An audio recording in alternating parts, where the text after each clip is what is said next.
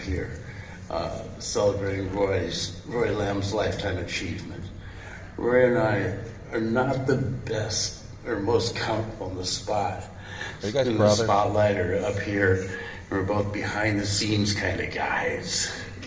I had this same honor 8 years ago, and I still hate talking to the public. So, Roy, enjoy this one. I first met Roy, I think it was September of 1976 in the UK, when Tom Field, Tim Mahoney sent me to London. He was part of a group that included Brian Croft, Marshall Bassett, Colin Waters, Simon and Patrick Woodruff, and Edwin Shirley, and a lot of others. Roy seemed to know more about European venues than anyone. In those days, there were load-ins over small cobblestone streets made for carriages. There were no cell phones, there were no CB radios, but somehow we made it work. Roy was one of the best rock and roll truck drivers in all of Europe. And there's a mark on the wall. As far back as Roy got his truck in the Forey Nationale. And all the drivers that I brought in after that just looked at it and went, they can't believe he got that far. It's just amazement. Roy thought outside the box before there was a box. He and Edward Shirley created trucking, busing, staging and roofs for tours way ahead of their time. Also international freight with Chris Wright, the original Rocket Cargo. I especially remember working together to do Queen on the first real rock tour of South America. And that's a story in itself. We then went with Rod Stewart and played the first stadium gig at Tel Aviv in 1983. About a third of the audience was fully armed due to being on military duty. He would be my site coordinator on tours with Fleetwood Mac, Madonna, the Eagles, Paul McCartney. He went with my partner, Jerry Stickles, after learning of his brain tumor. And they went on to do the Stones on the beach in Rio for an audience of 1.5 million people. Wow. So this award goes to a very humble but never faint-hearted guy. For me, it's also a great pleasure to see Jen, his loyal, amazing wife of 40 years and strongest supporter. Roy, being the golf nut you are, chasing a little white ball around the beautifully manicured lawns, it's nice to know you can now spend more time paying to walk the miles every day instead of being paid to do so in a stadium. I take my hat off to very deserving friend and unrelated cousin, Roy Lamb. Now let's watch a video that includes most reasons why he's so deserving. Thank you. Extraordinary, magnificent production manager who worked with the luminaries of the music industry for so many years. Tonight is a very special night. Tonight you are given a Lifetime Achievement Award. Think of all those small, tiny offices you sat in, doing crossword puzzles, while the crew rushed around, connecting amplifiers and tuning guitars. Well, I enjoyed my time with you, and I celebrate your great triumph of being noted amongst the luminaries of the world of production managers. Congratulations, Roy, I love you very much. And for us, we're called Saving Grace, and this is what you're going to be looking after in about 30 years' time. Good night.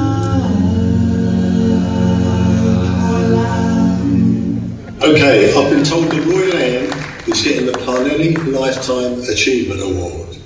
It just shows you have no judgment whatsoever. He hasn't had a lifetime yet. He looks as if he's had two, and he deserves it totally.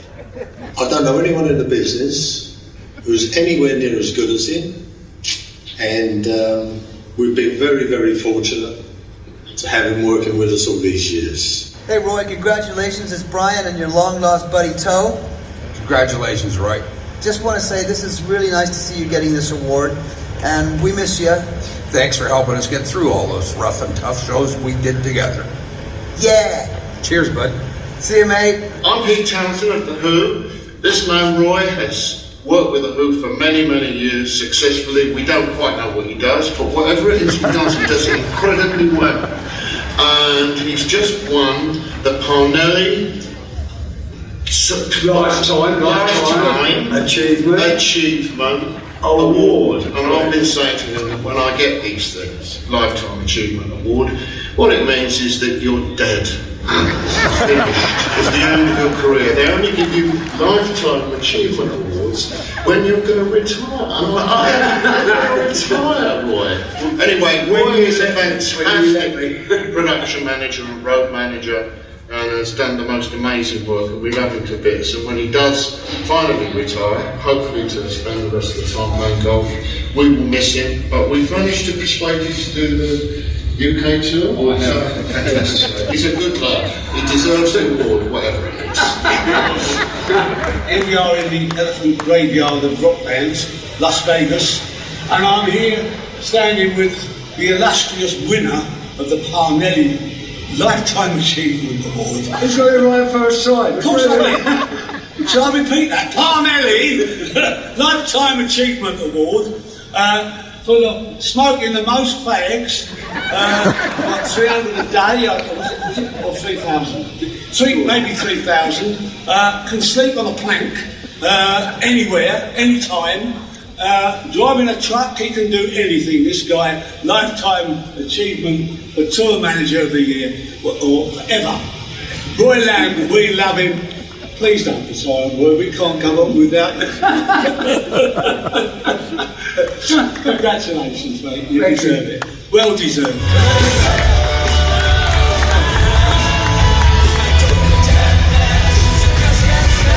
From being the first hire at one of the first concert production houses, through still seeing the Who get to the next venue on their most recent tour, Roy Lamb has lived it all. And if he didn't have a direct hand in it, he bore witness to the greatest achievements of the business.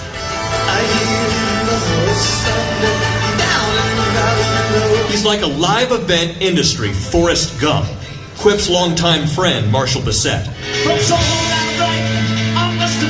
His life intersects with every industry advancement. A foggy day in London town. Roy was born in London in 1950. In England's equivalent of high school, he was involved with the Drama Society. It was there he built sets and ran lights for 4 productions a year. He spent a summer at the National Youth Theatre. Founded in 1956, it was the world's first National Youth Theatre and produced, among many others, Brian Croft. I first met 17-year-old Roy on an intercom system as he was the board op on a production of Macbeth in 1969, Croft says. I thought, this kid is sharp.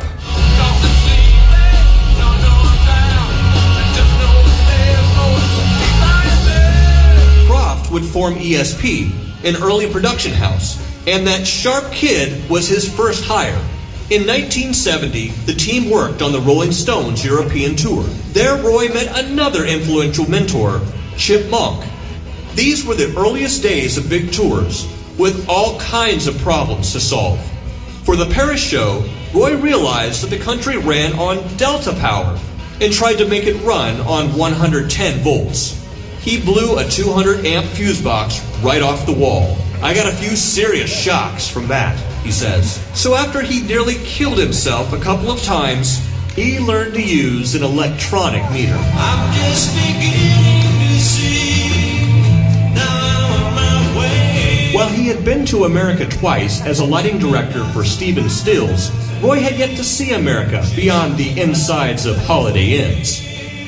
Meanwhile, Brothers Gene and Roy Clair's audio business was much in demand, and they were desperate for workers. In related news, Roy thought he'd see America in a truck. So off the Londoner went, driving the Moody Blues for 7 months, with Gene mixing for the band. In 1973, Roy found himself working with another pal from the youth theater, Edwin Shirley. There was something painfully obvious to both. The transportation aspect of touring was abysmal. In 1974, they formed Edwin Shirley Trucking, the first live event trucking company in the world. The deal we had was, since it was called Edwin Shirley Trucking, I got to choose the company colors, Roy says. Thus it was Roy behind what became the iconic yellow and purple, the two most garish colors Roy could possibly think of. He was with the Stones when they went to play Memphis on July 4th, 1975. There, Mick Jagger thought it would be a good idea to ride a baby elephant on stage with him, wrapped in an American flag.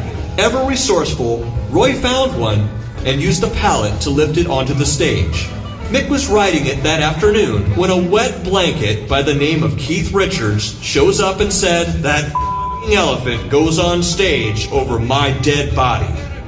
Increasingly, Roy was there or was part of major advancements in all aspects of big concert tours. In 1977, he was on one of the largest tours of the day, which included a full orchestra. He worked with Mike Brown, who had built the largest portable stage for the movie A Star is Born the year before. It was strong enough to hang gear on it and still offered good sightlines. It was immediately adopted by touring bands, including that major ELP tour.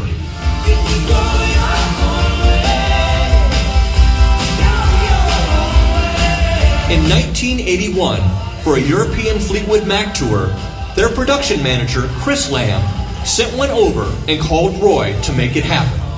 Seeing the benefits, Roy again partnered with Shirley for yet another company, Edwin Shirley Staging. Also that year, he was one of the pioneers, along with Jerry Stickles and Rick Parnelli O'Brien, who opened the South American market to rock with a huge Queen tour. It was a challenge, Roy says. We took a roof and towers and a stage that had a massive lighting rig. It was a watershed moment for the industry.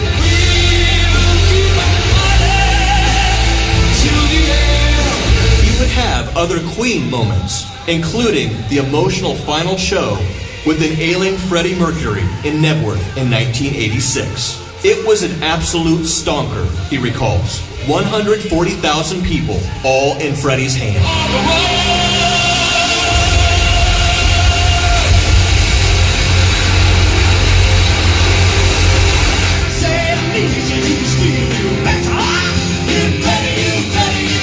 In 1981, he became production manager for The Who and has been with them ever since. Along the way, he's worked with many of the big acts of the day.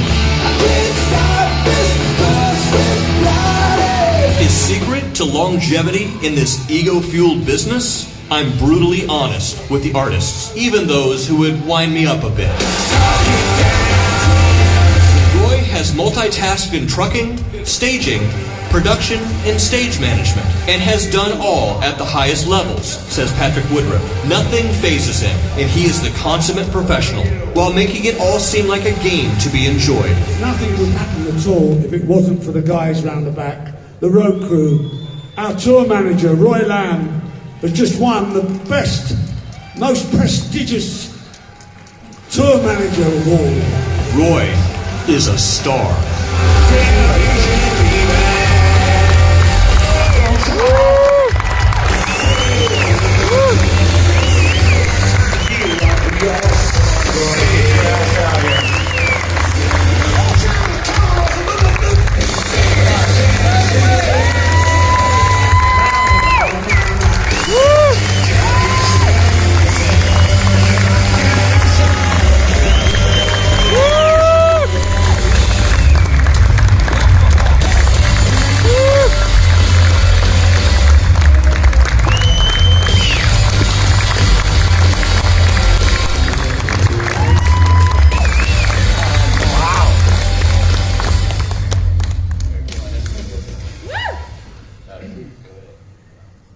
ladies and gentlemen.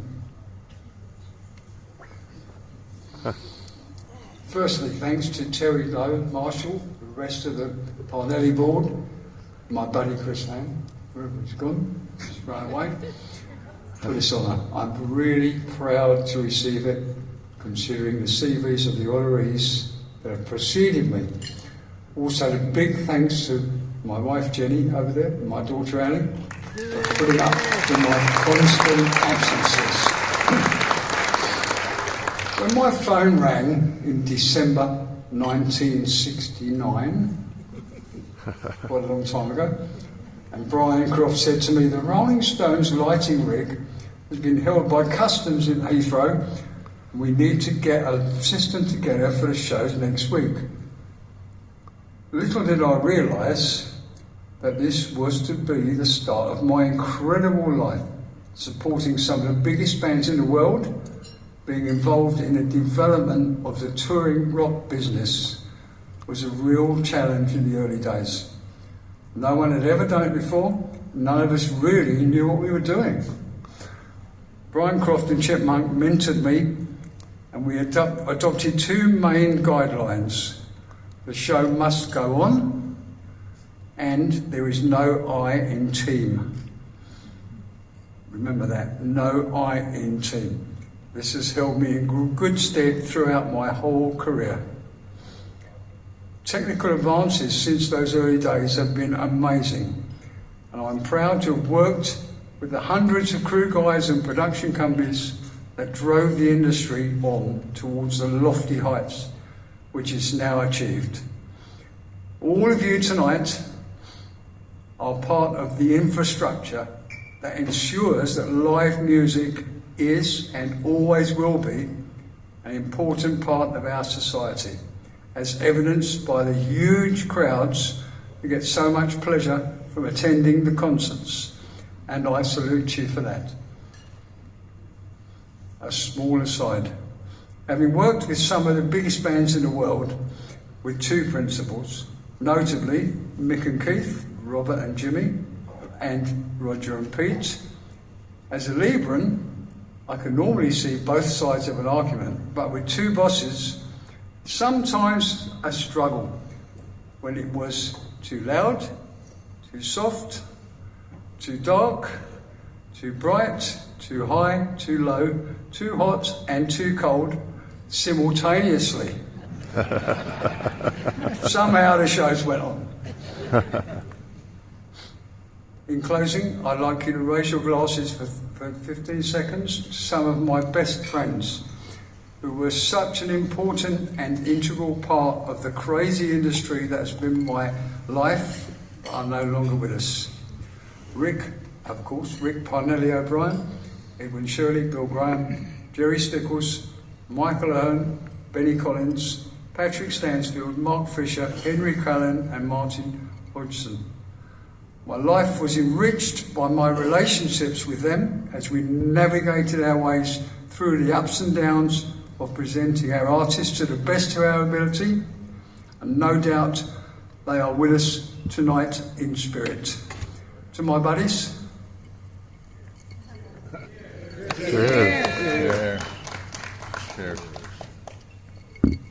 thank you all.